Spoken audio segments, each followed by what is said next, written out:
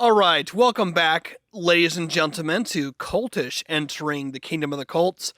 My name is Jeremiah Roberts. I'm one of the co-hosts here. I am joined, as always, by my trusty friend and super sleuth up in Harriman, Utah, in your super secret headquarters. It looks like, from your vantage point, I see the Cultish logo in the background, but it's like your head's right between like the U and the L, so it's kind of like Cultish, but with your name in the logo. So I'm still getting used to that, but it's good to have you back, joining me as well, as always, man. Yeah, dude, I'm glad to be back, and I'm excited for this series that we're going to be doing because we have one of our favorite guests on, right? It's Yes. John Collins. Yeah, John, how are you doing? Great. It's good to be back. Yes, awesome. So if any of you are brand new to the podcast, last year we did a series with you talking about William Branham and the message. If you haven't listened to that series, definitely check that out. You'll kind of get an idea of the type of research that John does. Specifically, we're talking about William Branham and all his influences that he had with a bunch of different well-known people that, if you follow the early 1920s historical figures who are mobsters, those sorts of things, and quite the fascinating story, so definitely check that out. Hey everyone, if you are watching us right now on Apologia Studios YouTube channel, you need to know that Cultish would not be possible if it wasn't for this studio. So if you want to support Apologia Studios, which also makes Cultish a possibility for you to enjoy every single week here on YouTube, go to apologiastudios.com. You can become an all-access member, and you will also get a lot of great additional content, which will also help support the studio, which will allow Cultish to be a possibility as well on a weekly basis. So we thank you all for watching us, and now back to the episode. So, John, we are talking about a different book today, and we're talking about a prominent religious figure by the name of John Alexander Dowie. Tell us real quickly, just introduce yourself, kind of tell them what you're all about, and then tell them about, you wrote a book about John Alexander Dowie, and how did you find out about this guy initially before we kind of jump into him, his whole story? Okay. So for anybody who doesn't know me, I'm John Collins. I'm the author and the founder of William Branham Historical Research at william-branham.org. My family was at the top of the Branham message cult, and after I escaped and started researching, I began finding an incredible amount of just really creepy, weird information about not only William Branham, but all of these men connected to him. And at this point, I almost equate it to the, to the Marvel universe. And if you look at it like that, Dowie is Spider-Man's kingpin, right? He's the big boss. Mm-hmm. But there's so many men, and they're all connected. And the name is actually Dowie, John Alexander Dowie. I learned about Dowie, believe it or not, in the message cult. It was part of the message propaganda. William Branham allegedly claimed Dowie's mantle. And William Branham, on one of the sermons, he says, and I should have thought about, I feel stupid. I should have thought of this when I was a kid, but I didn't. He says, I was born on one day and Dowie prophesied that I would come. Dowie died on one day and then I was born the next. So it's like there's this transition of power.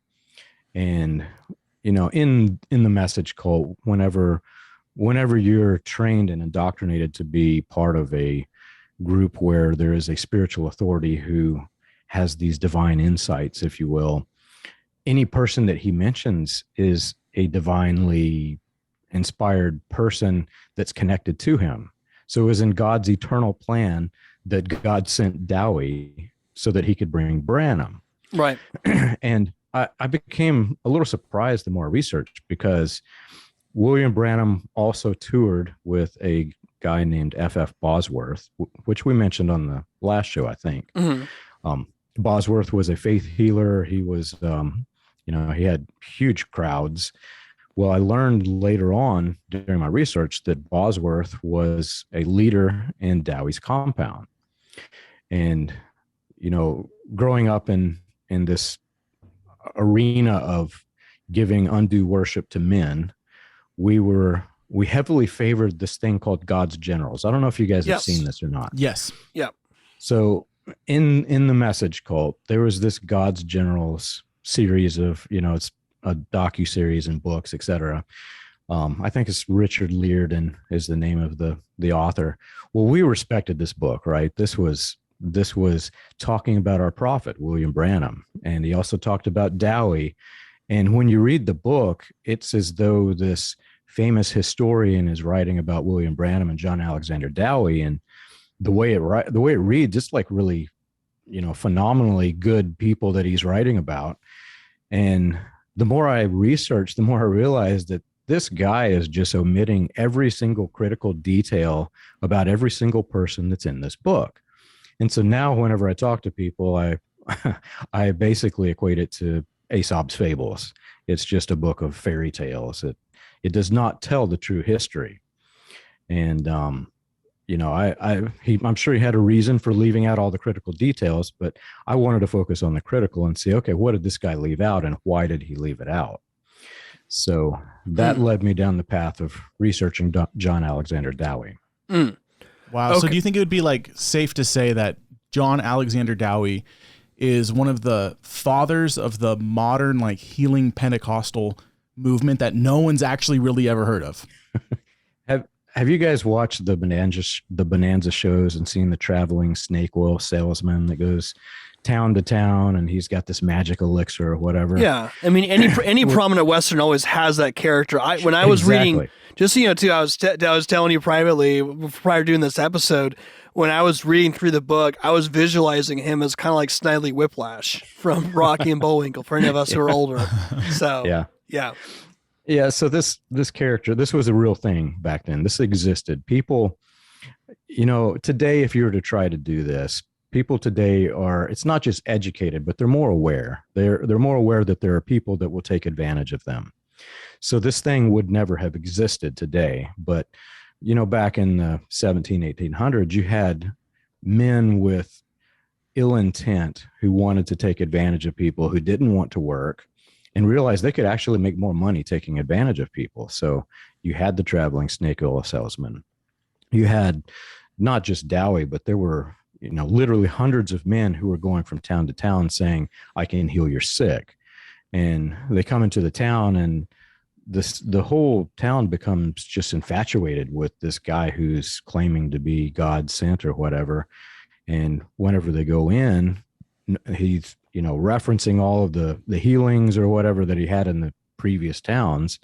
And they're all excited about that. And then when he leaves, they realize, wait a minute, none of us are getting healed. There might be a couple of people, but, out of every crowd of 1,000, you're going to find 2 or 3 that are going to get better. You know what I mean? Okay. So Dowie is the one who popularized it because the guy was brilliant. I'm not going to lie. As I'm studying this, he was a criminal mastermind, and he took this concept of swindling a town to a whole new level. Yeah, and he also did this at a very young age. Is talking about even at the age of 21. Right. He was involved, but then I'm just curious like how the timeline works, because while he was focused it was really the East Coast area, but then he also spent time in Australia. So with Dowie, kind of taking us back, we're looking timeline as far as American history goes. We're looking at the late 1800s. So where does really things begin? Where does it actually begin with Dowie? If we go back to here's the very beginning of the story of where he came to prominence. Do we know where did he start, and what do we know too about his younger background, about what motivated him to kind of go into this whole faith healing aspect of ministry? Because he's 21, he's very active and involved. I think about what I was involved in at 21. So where does it all start? Right. So the early history is what fascinated me, because there really wasn't much about it other than what was published by Dowie himself and historians who referenced what Dowie published himself. And as I found out with Branham and some of the others, whenever the cult is controlling the history, it's not the real history. You have to dig deeper. So it took me, I can't tell you how many years of just reading newspaper articles. I was talking to a guy recently who was interested in Dowie. And he said, I looked on newspapers.com and some of these others. And how did you even sift through that? Because whenever I searched, there are hundreds of thousands of articles about Dowie. And my response to him was, you're not going to believe it, but I read every single one. It took years, but he started in he rose to prominence in Australia. He's from Scotland, Edinburgh, I think it was, Scotland, but rose to prominence in Australia after he stole a church, believe it or not. He stole a church. So he went to Australia at a very young age and he stole a church. Right. Not many people in the 1800s get a chance to travel, from one continent to another, let alone steal a church. So tell us about that. So he lands, it was in Sydney, Australia, and Yeah. he seems to be a very young, charismatic figure. And how did that happen? Yeah. So he was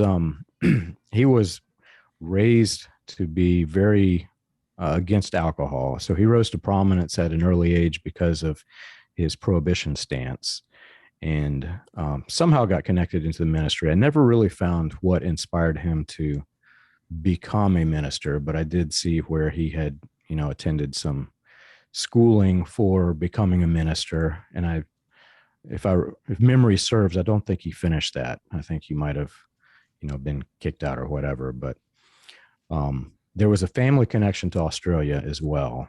I think it was an uncle, and he had a very, very strong temper, even at an early age. Mm-hmm.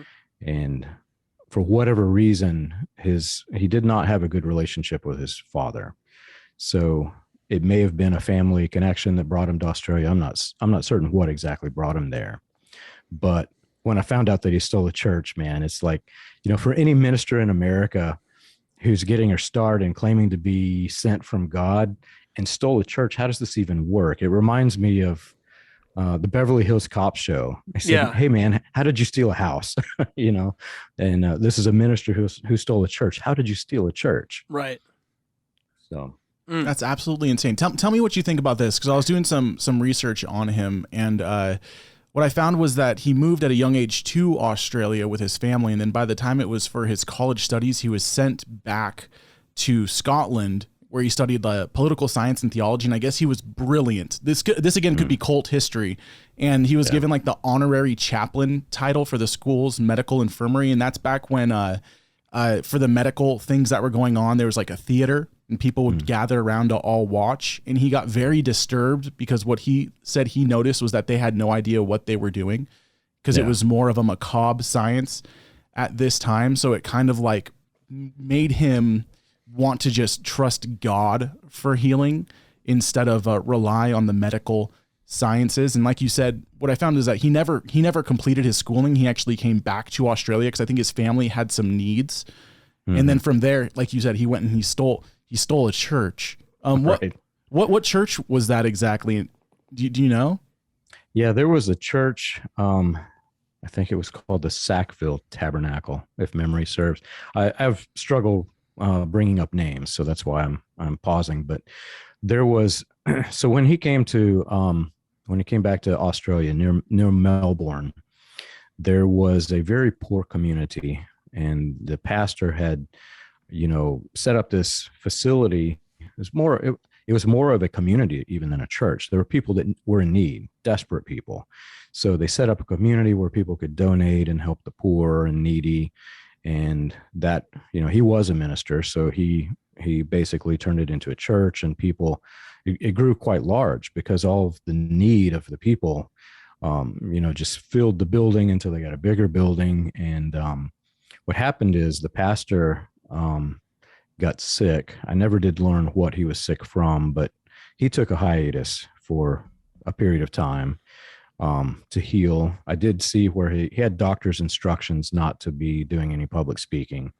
His wife and his children remained, at the church. And while he was out, Dowie basically took control and wouldn't let him back in.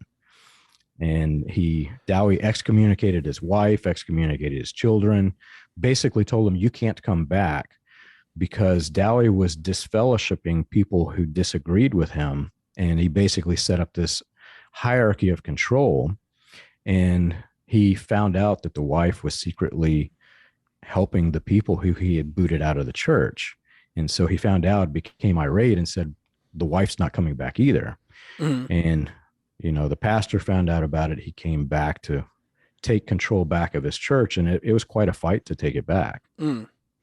Gotcha. Wow. And this is what's interesting too, is that, so he ends up transitioning into a pastoral position, given this controversy, but you see right away that whatever his younger upbringing was and his kind of rise to fame, and maybe he just, whatever he was trying to accomplish by means of a, religious preacher, he's always, there's an aspect almost sort of being addicted to chaos, where he's always continually manufacturing conflict. So one of the earliest sort of initial controversies is that he, they said there's an archbishop on October 9th, 1876 in Australia, who delivered a public address during the opening of the Guildhall in Sydney entitled The Hidden Springs.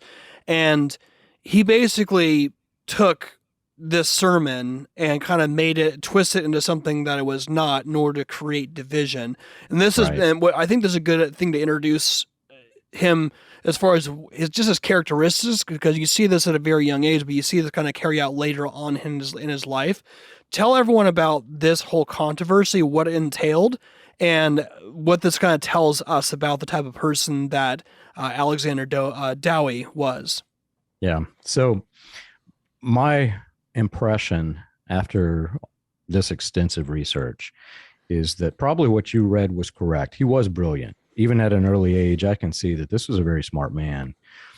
All of his claims to getting awards and all of these great things, that seems to come mostly from himself. I really can't find any good backing to that. Now, he may have gotten some, I don't know. Yeah. But it's like, I'm not doing this to become political, but if you picture the things that Trump said that are just so far above and beyond what actually happened, this is the type of personality that Dowie has. Right. He will say things so far, there may be some elements of truth, but it's so far above and beyond what actually happened. Right. And so where I do see his rise to fame is in the controversy that you mentioned. Dowie learned in Australia with this archbishop that he could instantly get a large number of people listening to him if he drove a strong division into something that incited anger into a crowd. And that become a pattern through his entire ministry. Right. So the archbishop basically published this document. It was like a lecture, and he published a document of the lecture, of the transcript, if I remember correctly. But it basically says that, and I'm paraphrasing heavily, but there are these hidden springs that flow up from all of these ancient idols and ancient spirits of evil. And if you choose the wrong stream, you're going on the pathway to hell, or if you choose the right stream, you're going on the pathway to heaven, so on and so forth. But he puts the archbishop put a slap in the face to Protestant Christianity in that article, and said basically the Catholic is the true stream and the Protestant deviated from the Catholic stream. Yeah. This angered a lot of people anyway, right? Right. Well, so Dowie comes in and just takes advantage of this. Let me ask you this too. So and this is taking place in Sydney, Australia. So from a theological standpoint, there's areas in which Catholics and Protestants differ for sure. But when you actually combine that, for example, you look in Ireland, the difference between like Irish Catholic and Irish Protestant, there's a lot more things that are political, that it's a lot more intertwined politically.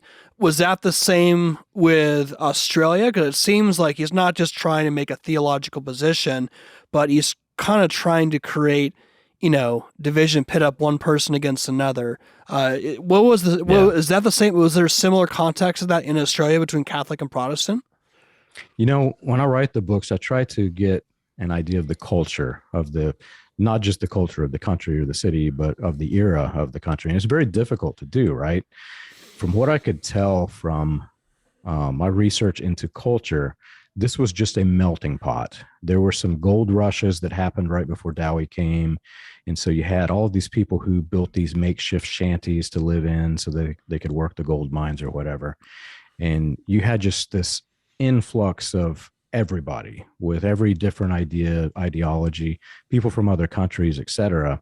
So if you look at just the regions that would have been migrating into Australia, you have people who the religion is very closely tied to their politics. Whereas in America, it's getting that way, but it's nowhere near like what it was in other countries of that era. Okay. Andrew, Wow. what questions do you have, I have a Andrew? question. So you said this was with this archbishop, this tussle, this was in 1876. Where's this in relation to that like a pandemic or epidemic that happened in 1876 where thousands of people were dying, and supposedly this is where like his healing ministry began, when he had a revelation of Acts 10:38. Like what's the time frame between that and what's going on with the archbishop? I read that too, and that comes from Dowie's historians. You know, I don't know if you guys realize this, but Dowie grew so large that they annexed an entire city. They call it Zion, Illinois. You can actually go to Zion, Illinois, and visit the facilities there, and they have, you know, the history books, but it's mostly published from what Dowie said and Dowie claimed. I could not find anything other than what Dowie said to confirm that he had a quote unquote healing ministry until long after this died out. In the timeline that I was able to establish by just the history, I could see the rise to prominence with the archbishop because he incited all of this anger. He sold, I can't tell you how many, it was over 100,000 tracts that he sold just because of this, you know, this opposition to the archbishop. Well, what happened is over time that started dying out, and he realized that he's starting to lose this big audience that he has, this potential for money. And so he starts attacking a different person, and the other person was a spiritualist. So he shifted focus away from archbishop to the spiritualist. And even still, I did not find any reference at all to healing until that died down and he started to lose the Sackville Church. So my timeline puts the healing basically after he's losing most of his crowd. Wow. See, it blows my mind because when we talk about William Branham and that series that we did, it's so intriguing to me that William Branham would do the same things. These are like tactics that they do where we've got this cult history, how he romanticizes the flood, right? Like, but like when you went and dug down and did research, you can see that the actual history of what was going on was actually opposite of what's been mainly accepted today in many areas. Because a lot of that history that I'm getting from is from the God's General writer, that author that you were talking about. So it's funny how there's like this weird there's this weird way where people don't want to actually look at deep down into the history of these quote unquote faith healers. That instead they kind of want to just sweep some things under the rug. I find that really interesting. Well, so we live in a different era. So it's different for you. You're a super sleuth and you're skeptical.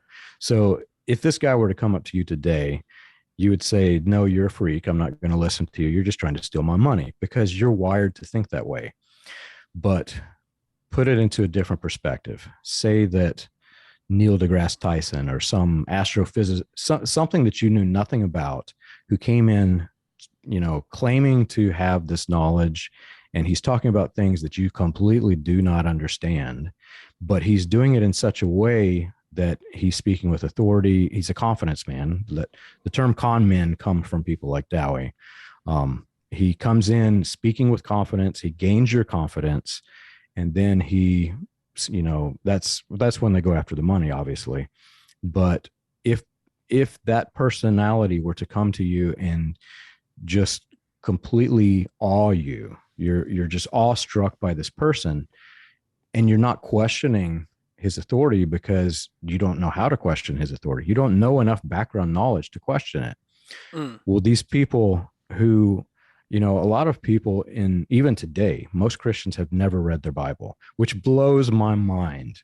This is your one book. I mean, this is the foundation of your faith, and you've not read it. Well, take that back to the 1800s when there were a lot of people that just couldn't read, right? There are people who could read, but they read so incredibly slowly, it was painful for them to read the Bible. So when a minister came in and spoke with authority, it's like the astrophysicist coming and talking to you. Well, they trust him. This is a man who claims he's read the Bible. They have no reason not to trust him. And combine that with, oh, and I healed all these people in this other town. Right. Well, they're not questioning anything. And, you know, this man, he's from God. He must be speaking the truth because he said the word Jesus. Mm-hmm. Yeah, I mean, like imagine like a Neil deGrasse Tyson like character just coming in, but I'm visualizing him in like 1800s attire, like try my new tonic, you know, and everyone's like, oh my gosh, but you know, it's, you know, but you look at that climate, you look at that environment where even if you look at the 1800s, where you know usually even communication and technology, you're looking at, I can't think of what type of communication, the Morse code, was that invented by then? I mean, you had like limited communication. You had a lot of these small towns. So in some sense, a lot of these Western towns were almost sort of like a cult commune, just because it's a very simple life. And unless you're, you know, wealthy and you can do transportation in many ways, you're kind of isolated from the outside world. And, you know, it's not until a couple days later to where you even hear a news story, and who knows what sort of bias that newspaper has. You know, so it could make sense, especially like during that time frame, like how susceptible people could be to a prominent figure like Dowie, for sure. Let me ask you this: so he's at this congregation, really kind of doing this ministry, starting this movement in Australia. How long? Eventually, he goes back to the Chicago area. But like, how long does his ministry go for, and this whole movement go for in Australia? And then overall, like, what was his theology like? Did he have kind of like a restorationist ideology where the truth, you know, has been lost, but now I've kind of had a private revelation, and now I've kind of uncovered the truth that was long lost from a time ago? Was there kind of a restorationist ideology, or what? Give us an idea of some of his beliefs as well, too. Yeah. So, and I don't know that it was the same beliefs throughout the whole thing. What I've learned about these type of men is they mold their stage personas to match whatever crowd they're in front of. Right. Oh yeah. So he is very anti, once he gets to America, he's very anti-medicine because he's taken on the faith healer persona. Mm-hmm. So he comes into America, just doctors are evil. If you go to the doctor, you're sinning, that kind of thing. His ministry, so he rose to prominence in Australia, and I talked about him transitioning from the archbishop to the fighting the spiritualist to starts his faith healing. I really did not see it growing in Australia. He had already made such a bad name for himself in Australia that I don't think it could have stuck. And so he was there for just a few years after that, and then he tried to set up in London. And Londoners had nothing to do with it. There were some newspaper articles that I found about Dowie and some of his shenanigans. Mm-hmm. So I think maybe they may have known, I don't know. But what's interesting is that he tries it again in San Francisco right after the gold rush is there. So he left one place where, you know, there were gold rushes and goes to another place. I don't know if there was a money connection with the gold. I really couldn't find it, but he's definitely making money in San Francisco. Mm-hmm. And San Francisco papers, I was actually very surprised. Mm. When he tried to set up his faith healing operations in London, they just kicked him out. We want nothing to do with you. The papers in San Francisco they were praising him. They were like, he says he's healed all these people, and they printed it as though it was fact. So every reader thought what he was selling was true.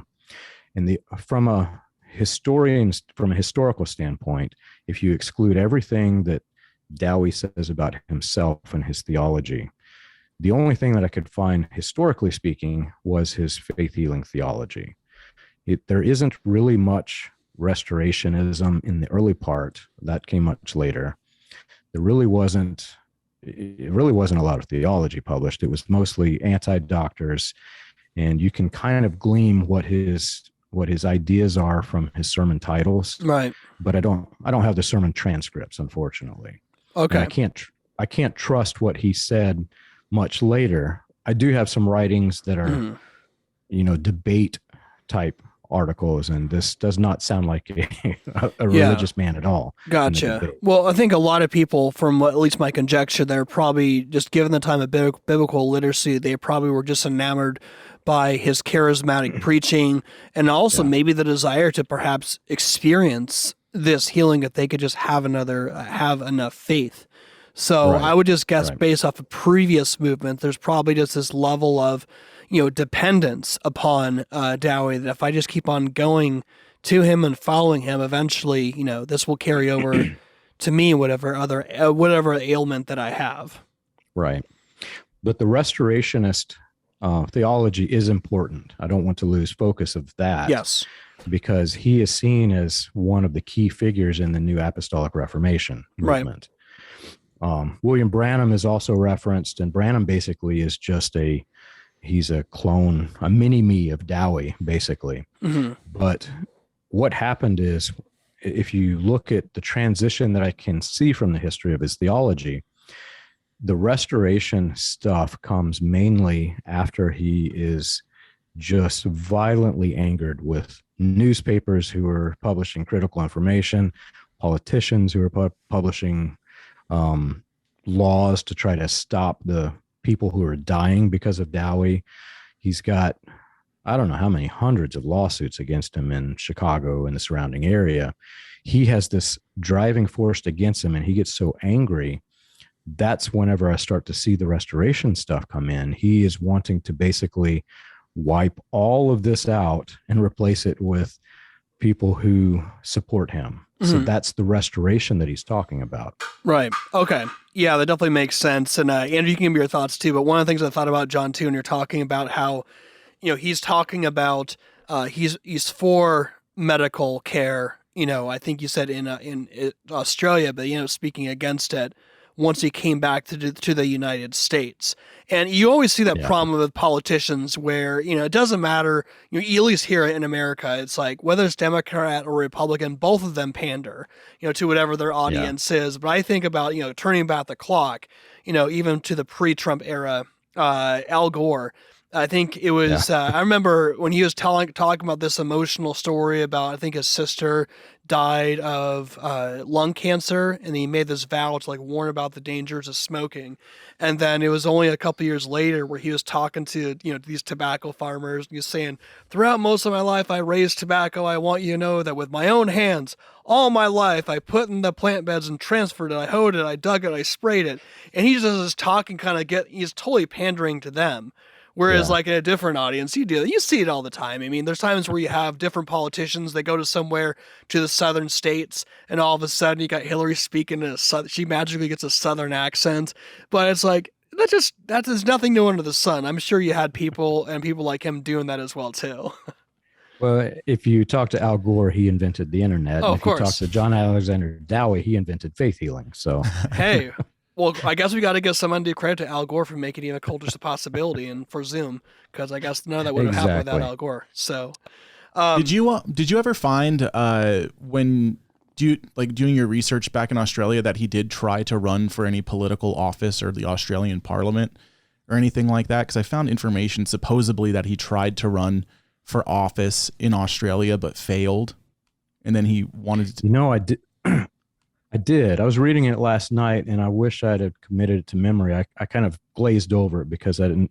That's the one question I did not think you would ask. But there was some run for something. I don't remember exactly what. Yeah, I find it interesting that a lot of these types of people they have political aspirations. Like even if we think about Joseph Smith and the LDS, he wanted to run for president of the United States of America. There's always this really weird fringe political aspect to their passion as well. But what brought him from San Francisco to Chicago? Was it the Chicago World's Fair? Why do you think he went to Chicago?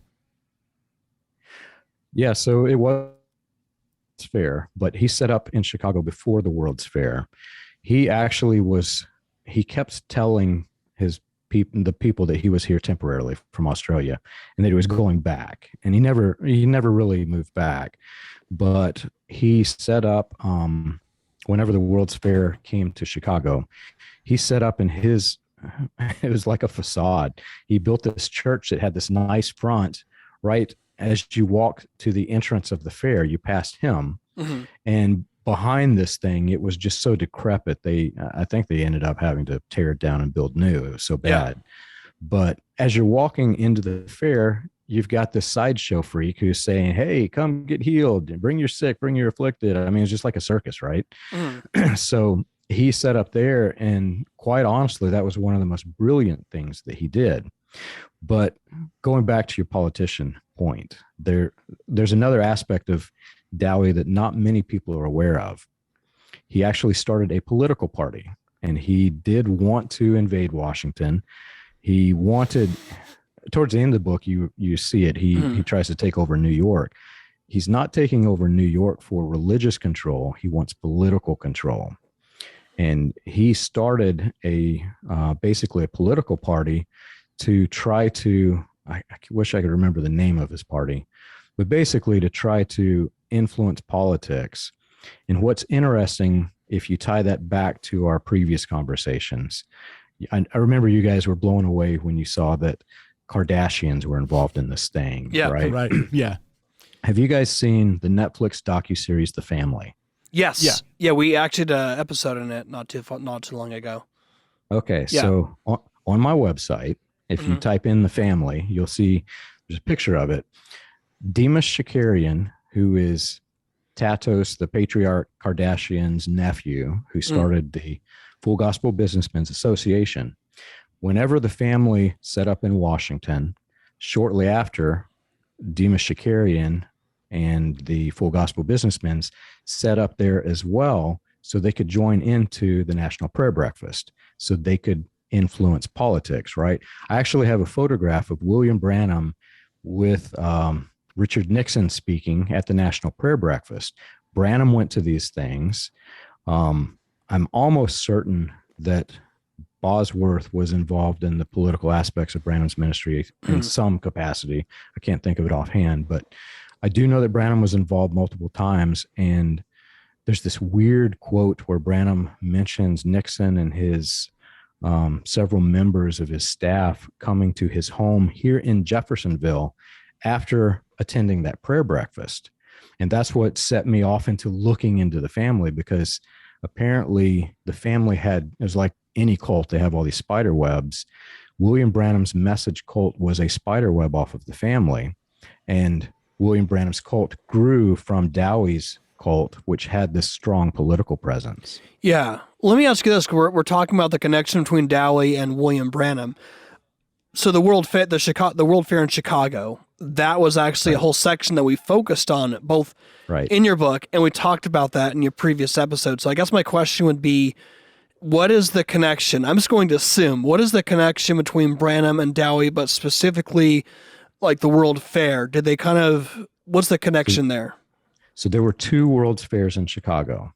Dowie was at the first one. And so the connection historically, F.F. Bosworth was Dowie's music leader. He was a ranking member in the Zion compound. Gordon Lindsay, who's Branham's second campaign manager, I think, his family was also out of Dowie's compound. So there was a strong Dowie presence in the leadership in William Branham's campaigns. Bosworth, who had his own faith healing act, basically mimicking Dowie for a period of time, mentored Branham on how to become a faith healer. Bosworth toured with Branham all over the world, basically. I've got photographs of them flying different places. So the presence that William Branham presented to the public was molded after Dowie through these leaders. They would have been aware of Dowie's strategy of using the World's Fair. I can't place Branham in the World's Fair preaching, but he does mention being in the World's Fair with preachers. So I strongly suspect that he tried to do something similar. And I also strongly suspect that it didn't work, or I would have found it somewhere. Mm-hmm. Gotcha. And so, back in Australia, I was just looking, I was kind of skimming through your book a little bit, and at least some of the sermon transcripts. There's one. He said it was in 1882. It was also the year which he introduced a new gospel, to which he called the gospel of divine healing. But he was also, it also says in the same year in 1882, his ministry first began to turn militant, in which he publicly announced in sermons to have such titles as a proclamation of peace and war. And so he's kind of intermixing this militancy, this Christian militant aspect of his ministry, but also he's focusing in on divine healing of the gospel. Was there any motivation as well, too, with him going from Australia back over to starting the United States and getting at the Chicago World Fair, like controversy where you're trying to maybe escape from something? Because you think of so many times where, whether it's a snake oil salesman or some sort of cult leader starts controversy, they usually end up in a new place because they had to get the heck out of Dodge, so to speak. So was there controversy? Is there any level of controversy that was the catalyst for him getting out of Australia to work his way back over here? I believe so. In San Francisco, whenever things exploded out west, it exploded whenever I can't remember the guy's name, some individual challenged Dowie and published a long letter to the editor of the newspaper with a threat to publish Dowie's criminal laundry list. You never got to see what the threat was. He does mention, some of the things that happened, the stealing of the church. When Dowie stole the church, he also stole the church funds. So there was some, there's some real criminal things there, but I don't think he got, I don't think he got caught for that, at least. But there was a threat to publish that in the California newspapers. And that's when he basically decides to try to look for another location in the U.S. I suspect that when he left Australia to California, whatever that was the threat, I suspect that same person is the one who is trying to raise that threat in Australia. Gotcha. So he initially then went from Australia to San Francisco and started up there, but then he worked his way over given this controversy, then he worked his way over to Chicago, and that's where he set up at the Chicago World Fair. That's where we're looking at, like, timeline. If we look at the Indiana Jones, red line map, that's what we're looking at. Yeah, so the red line map would have not only Chicago, but also Minneapolis and Pittsburgh, a few other locations that he had. He tried to do this in multiple places, but the World's Fair is literally what made his ministry. Okay, so take us into that. So the World's Fair is there, and again, this is a cliff note, so just tell everyone real quickly, what is the name of the book in case people want to kind of get that, because you're really giving just a very cliff notes, very aerial view of it.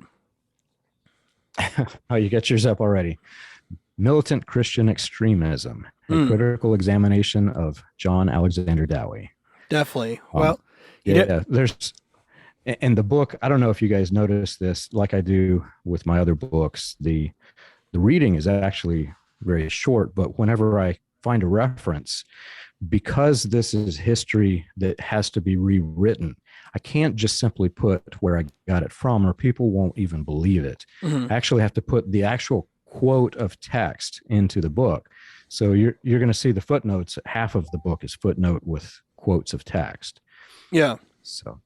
Yeah, I mean, it's interesting too, because I maybe talk about this from a journalistic standpoint, that, I mean, you're pulling up these old documents, but you're dealing with, and this is just something in general, because some people listening in may have never heard of Dowie, which somewhat is understandable. He's probably out shined by people like Mary Baker Eddy and Joseph Smith and stuff like that.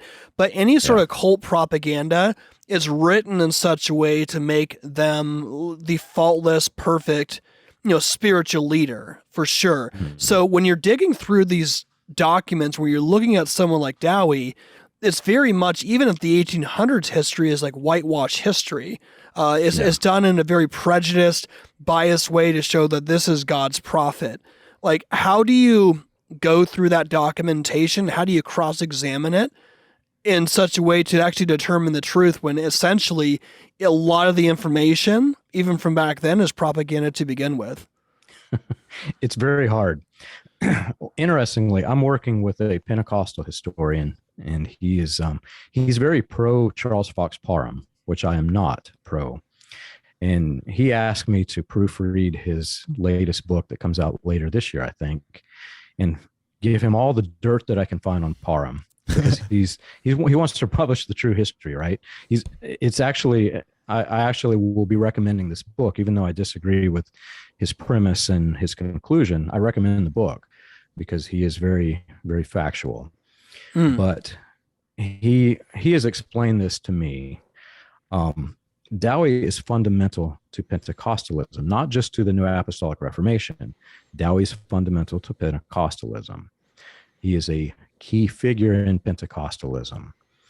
And the problem is, Charles Fox Parham, who was basically the father of Pentecostalism, he's the one who, William Joseph Seymour, who was at the Azusa Street Revival, was mentored by Parham, and Parham is the person who, allegedly had the speaking in tongues first, etc.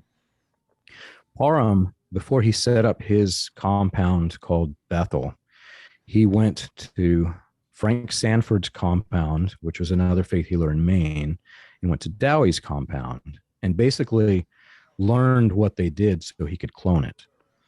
See, at this point in time, Dowie is labeled by newspapers and by the general public as the richest man in the West.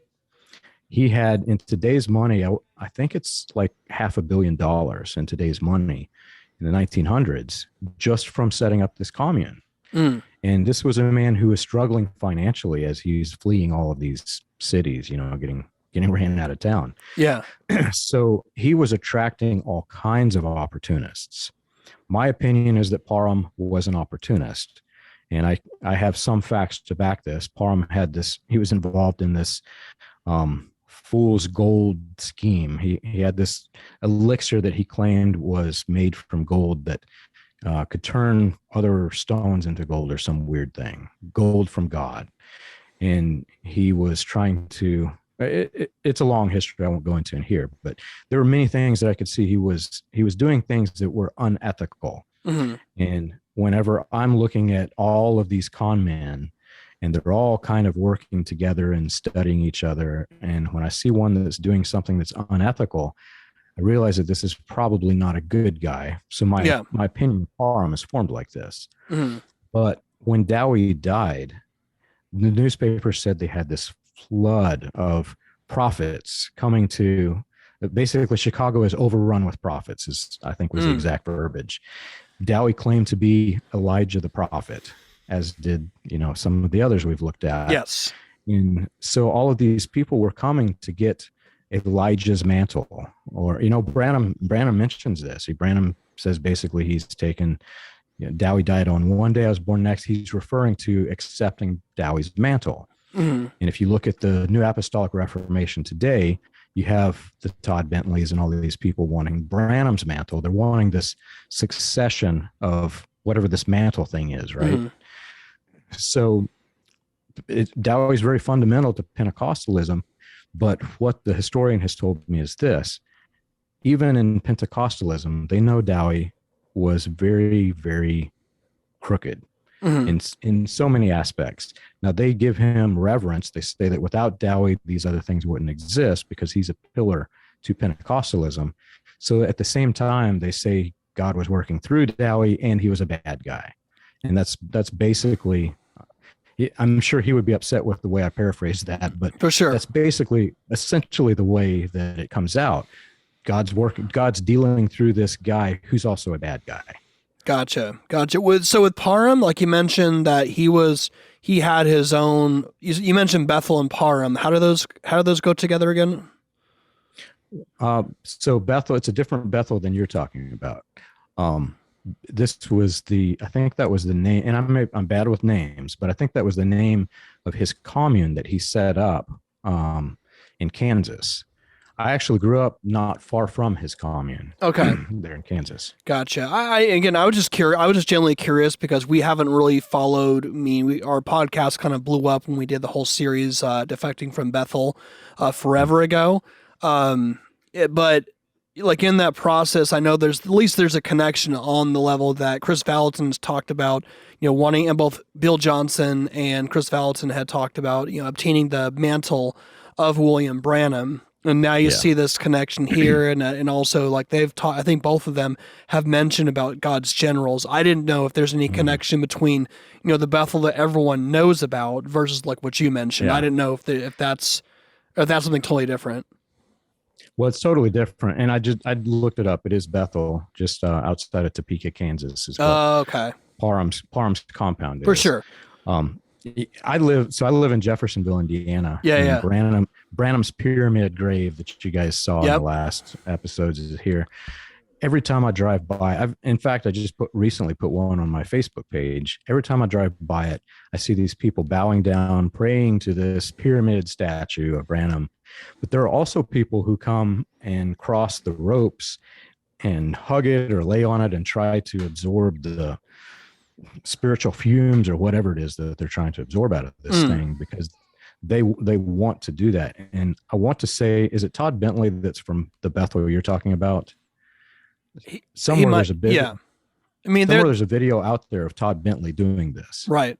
Yeah, there's been videos where I think the official, Bethel officially has tried to distance himself from anybody going out there. I guess they're doing the grave soaking where people are trying to get someone's anointing or mantle at that. And while, at least I would give prominence, any church should probably distance themselves and say, no, that doesn't represent our opinion. If it does, that's a huge problem. But at least, there would make sense there might be some connection there for sure, given, on some level, the connection to Branham and wanting to make these different mantles and things like that for sure. So jumping back to Dowie in the historical example, you're looking at the Chicago World Fair. That's when he takes off. So he escapes, the controversy after everyone's publishing stuff about him. And then he ends up in Chicago and things really start to explode. What was the real difference or catalyst for him to really kind of go to full fruition of everything that he did and what he's known for versus places like Australia where he was, or San Francisco? What was specifically about the Chicago World Fair? Was it something about Dowie where maybe he had kind of really honed in his message? Maybe he made it like a little better, like he maybe got a better speechwriter, or was it just the cultural climate of Chicago and the Chicago World's Fair? Was a little bit of both, or what made that movement explode specifically at that time? Yeah, so when I'm studying these guys, even though these are religious figures and I'm studying them for religious history purposes, I don't look at them like religious figures. I look at them like they are. These guys are common. These are criminals. What if I were to be an evil mastermind? What would I do if I were in his shoes to get bigger? What would I do to make more money? Right. And so I put myself in Dowie's shoes because this is the exact question that I was looking at myself when I was studying the Chicago World's Fair. What about the fair made him this famous? And so I pieced together all through his life, what was Dowie's strategy? His strategy was to make a lot of people angry, to make all the newspapers publish even very hateful things against him. He acted like he didn't like this, but this was his strategy. If he had the papers to get mad at him, then that made the readers mad at him. That made the readers talk about him. And there is no negative publicity. There's only publicity. Yeah. So he tries to do this in other cities. I want to say, was it Minneapolis? One of the cities he went to, he tried to incite anger and he couldn't. The newspapers just didn't engage him. And so he left. It was a very small attendance. But picture Chicago World's Fair. Here's a guy who's claiming to heal all of the sick. Here's a guy who's making the Chicago newspapers mad at him. And he's right there where hundreds of thousands of people from all over the nation are coming. So not only are they reading about Dowie in their newspaper back home, because he's basically nationwide, getting nationwide publicity. Well, they also saw his church right there as they're walking into the building. So his readership, the levels of people who are reading and interested in Dowie just exponentially grow up all over the nation. That's my opinion. Okay. Hey, what's up, everyone? We love that you are enjoying our content on a weekly basis, but this program cannot continue and wouldn't be possible without your support. So if you want to go to thecultishtshow.com, there is a donate tab. You can either support us one time, or you can become a monthly partner with us. That will allow us to continue this program, allow us to continue to be salt and light to the kingdom of the cults. So please go to thecultishtshow.com/donate, and you can support us one time or monthly. Also, make sure you check out our merchandise store. Go to shopcultish.com. You can see all of our great designs. A lot of you have gotten merchandise from us already. So again, you either go to shopcultish.com and check out all the awesome merch. Back to the show.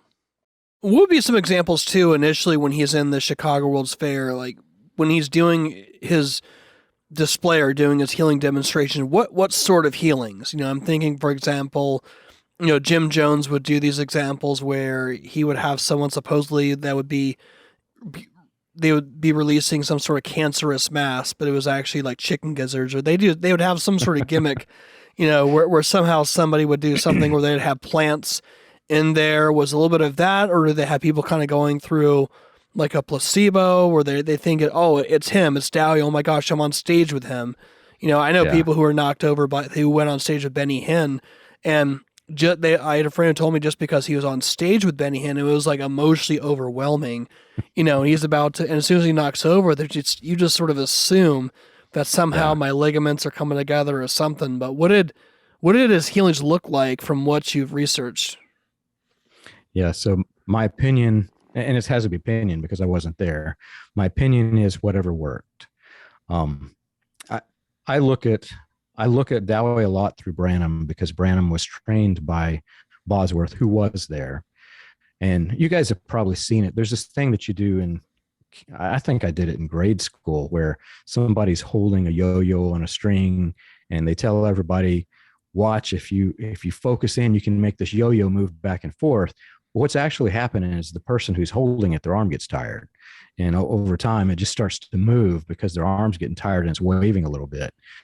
Well, in the early sermons of William Branham, there's a sermon where he's got a woman with a bracelet on a string, and he's doing this thing that I did in grade school. And that was part of his gimmick. If you have enough faith, you can make the bracelet move. And if you can make the bracelet move, you can heal yourself. Now that strategy worked in, I think it was 1947. That's not going to work in the 1960s because everybody's playing this game, right? You guys are familiar. Oral Roberts had a gimmick where his hand would vibrate, and it would, he would claim this is how he would discern the diseases, right? Well, Branham also had this. And what's interesting is Oral Roberts and Branham worked together. So they probably both came up with the idea together. Branham had the vibrating hand. And I mean, how it's easy to make your hand vibrate. It's pretty easy, right? Yeah. Well, I found newspaper articles before the vibrating hand where he would claim it was hand color. He would tell the people that if his hand changed color, they were getting healed. If they were incredibly sick, if they had cancer or whatever, and the hand did not change color, well, they were past hope. They were going to the other side. And so for people who are getting excited about their healing, and he says, look, my hand's changing color. Well, they're all in this hype. They're going to say, oh, wow, I see it change color, whether it does or not. And to a person who's dying, well, yeah, I didn't see the hand change color, so I must be dead. I'm dying, which is really sad if you think about it. So if I put myself into the perspective of understanding the gimmicks that Dowie used through this process, because Branham was trained by Bosworth, who was in Dowie's compound, basically for whatever era, whatever gimmick could work at the time is what he did. Okay. It was popular.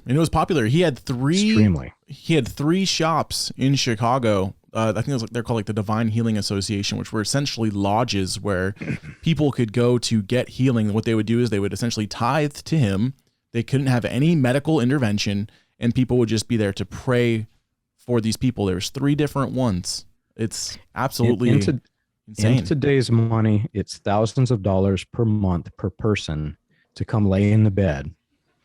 And what people don't realize, this is basically Dowie's claim to fame, these healing homes. If you go to Zion and you read all of the propaganda, Zion City Today, and read all the propaganda, or you read God's Generals, they're talking about all these healing homes, these people who got healed. They're not telling you that the newspaper reporters watched this thing heavily because this was a very newsworthy person. There were hearses sneaking people out at night. I mean, people were dying just night after night. And people who were in the healing homes, who were getting frustrated because they weren't being healed, were reporting to the newspapers, well, the reason why you don't see such so-and-so with a crutch or so-and-so who's bedridden or whatever, there's an exchange of people. After they don't get healed, they go back home, and then there's new faces in this place. So it's not that people are getting healed, but they're paying thousands of dollars to sit in these healing homes. Mm-hmm. Yep. Let me put some legs to with some articles that I found written. So we have the Chicago Daily Tribune. There was a section that was called Dies in Dowie's Den, and this happened over a series of years. And Tuesday, July 2nd, 1895, the Hearst, a body was removed at night. It was found later that it was Mrs. Magdalene Bunks of Berlin, Canada. She died of heart disease. You can look, like you said, you can go look up these newspaper articles. There's multiple. There's one April 27th, 1894, where a young boy, 8 years old, had an incurable tumor.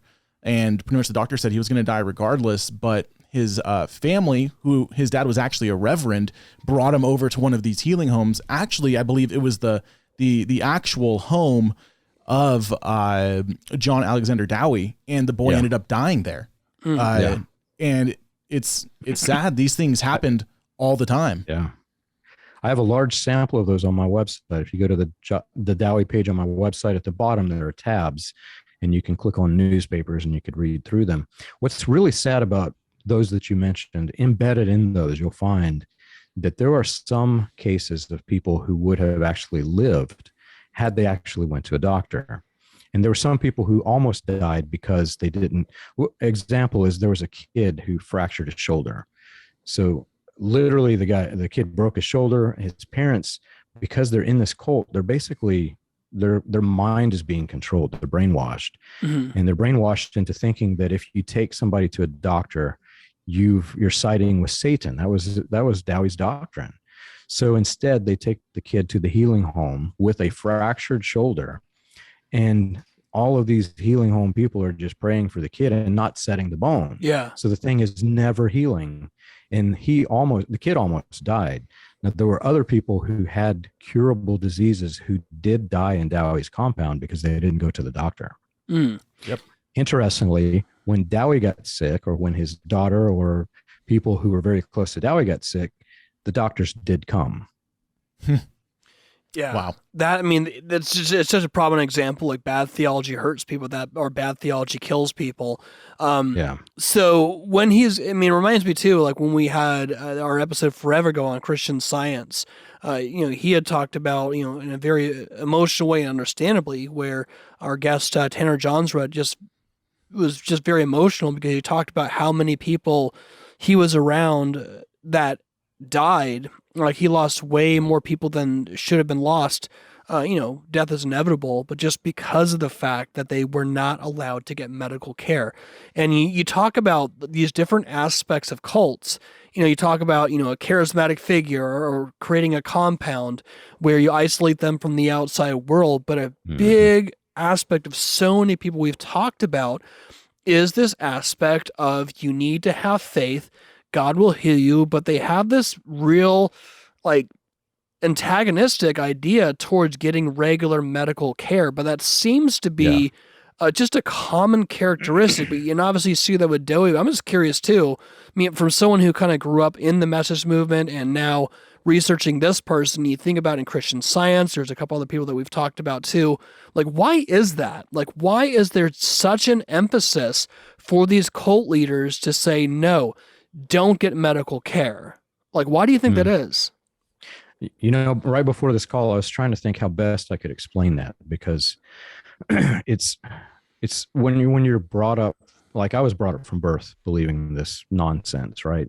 Right. Whenever you're indoctrinated for that long, your entire perspective is different. I could explain to you what I feel, what my emotions are, why I make the choices that I do, and you'd never understand it because you didn't live this for the last 35 years.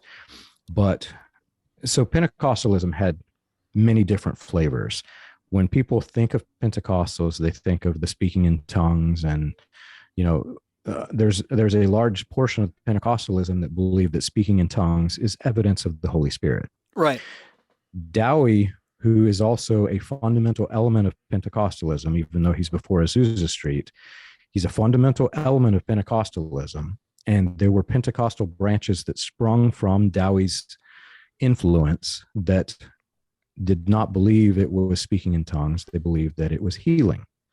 If God heals you, you have evidence that these signs are following. You'll notice, I don't know if you picked it up, but there's a section of the book where I'm talking about Dowie saying, with signs following. Mm-hmm. And if you look at Pentecostal churches, you'll find this is a minister advertised with signs following. If you go to the snake handling churches in history and look at their advertisements, they're handling snakes with signs following. So I was raised from birth to believe that healing was a fundamental part of this. It wasn't that I could heal.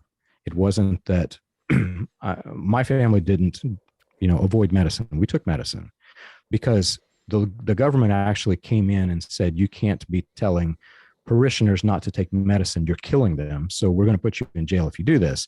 So Pentecostals as a whole stopped doing this thing. Otherwise it would continue.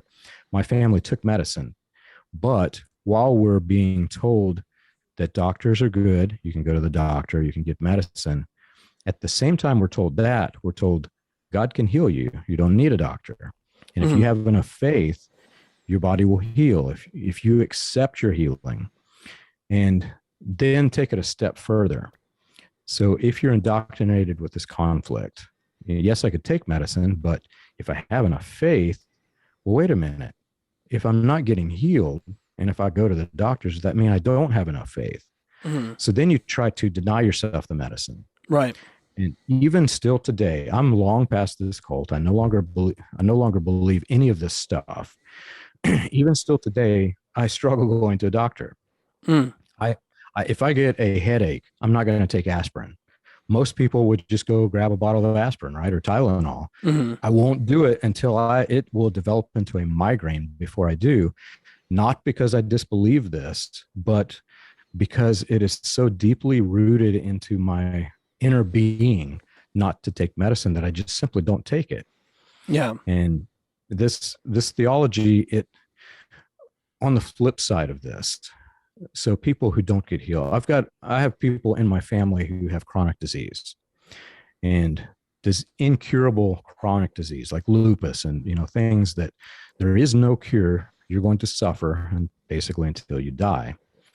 When you're indoctrinated with this belief that if you have enough faith, God can heal you, then you start thinking the opposite way. If you have a chronic disease, not only I don't have enough faith, but by extension, if I don't have enough faith, I'm also probably doing something wrong. What am I doing wrong? There must be sin in my life. How am I sinning? I have people, their suffering is exponentially worse because their whole life, as long as I've known them, they think that they've done something wrong. They think that they've sinned. And so psychologically, they have this, it's a mental disease. They have this mental disease that exists because of the theology that's on top of the false doctrine. Yeah, that's huge. In fact, one of the aspects of the gospel of divine healing, and this is the quote that you pull, and then we're gonna get more. We're gonna go more into this in a part two, because just obviously he had his healing communes, but there's so much more that you'll see, and just the controversy that surrounded it. And really, while this is one of those fun sort of historical origin stories and deep dives into the 1800s, there's a serious aspect in regards to the fact that there's nothing new under the sun, that bad theology hurts people, whether it's with, the rigid dress restrictions of what you can and can't wear. Sometimes it's food restrictions, which you can and can't eat. In this case, whether or not you can get medical care. I mean, even groups that allow some medical care. For example, the Watchtower Bible and Tract Society, their policy where you cannot get blood transfusions.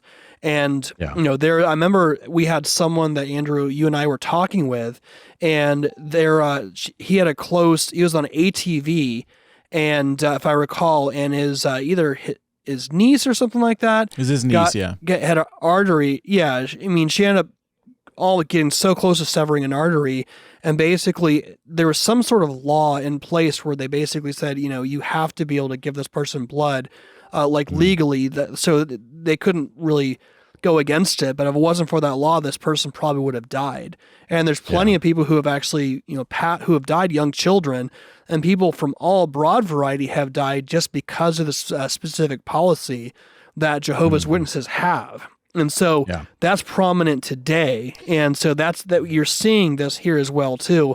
And this is why, theology matters and why we need to have a holistic approach. I mean, I find it fascinating that, the existence of a counterfeit, as we wrap up here, and Andrew, you can give me your thoughts, the existence of a counterfeit always predicates the authenticity of an original. So you look at who are the people that started hospitals? Christians. Like, who wrote 2 books of the Bible, the Gospel of Luke and the book of Acts, was written by a medical doctor at that time who was working with, with whatever the medicine was available at that time when the New Testament was written. So you need to realize that, medical care and those sorts of things, that's a gift that God has given. In fact, we just had a sermon, John, the guy who created whatever it was that makes people go to sleep when they're getting surgery. What's that called? Anesthesia. That was made by someone who was a Christian because he wanted to find a way he's like, what if there's a way we could allow people to have surgery but not go through all this pain? And what actually inspired him to do this is that he was reading in the book of Genesis when God made Adam go into a deep sleep, when God took his rib from him. So it was actually the Bible that inspired, this aspect. So, if any of you have ever had surgery and you've been able to be put under before they start opening you up, thank Christian, that came from the biblical worldview.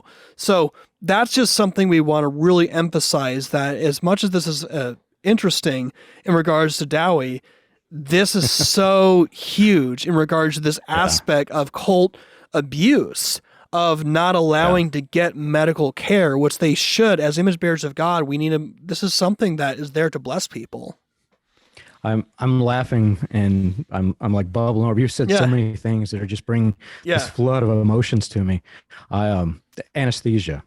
I told you I don't do much medicine. I actually put myself through torture when I had my wisdom teeth cut out. Yeah. I had to have part of my jawbone cut out, and I chose not to have the anesthesia.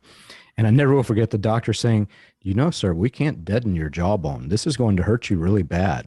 And I said, I know. And I didn't take the anesthesia. That's the level of weirdness that's in my head. But you talked about blood transfusions. So you guys probably don't realize this because you grew up in somewhat normal lives, and I grew up in this cult thing. Well, William Branham had things that were levels worse than what Dowie presented, doctrinally speaking. One of the things which we covered in the last series was the Serpent Seed, which you are familiar with. Yep. But think of the implications of that as it relates to what Dowie has created theologically.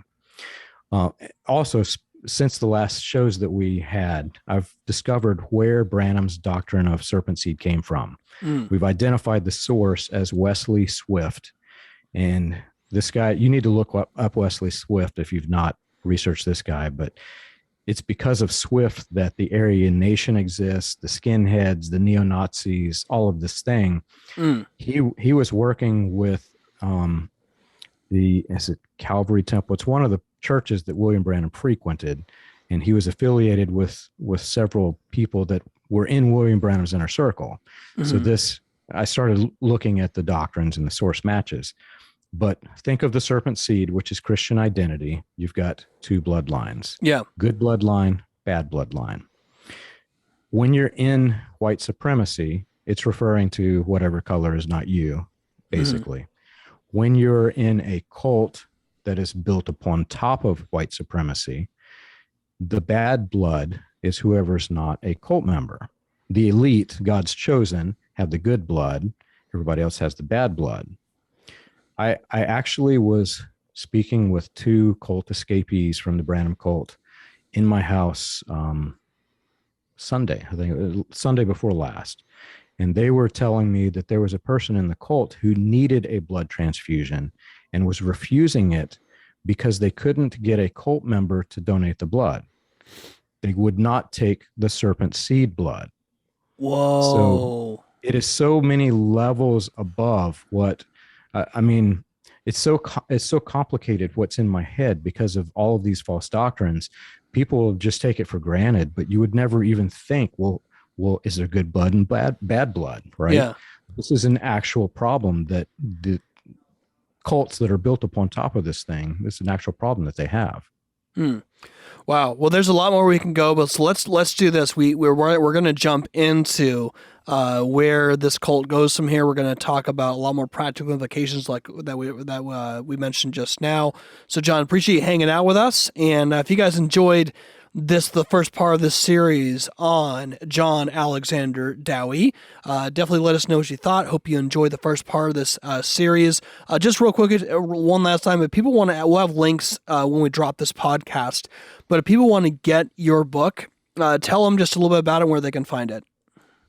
My book is on Amazon. You can find it just searching on Amazon, Militant Christian Extremism, a critical examination of John Alexander Dowie. You can also find it on my website, william-branham.org. And if you're excited to hear what you hear right here today, we're launching a new podcast, I believe it's next month in July, that we're going a deep dive into all of this history. I have another historian who's coming on board with me to talk through all of this history as it progressed and basically the foundation to the New Apostolic Reformation.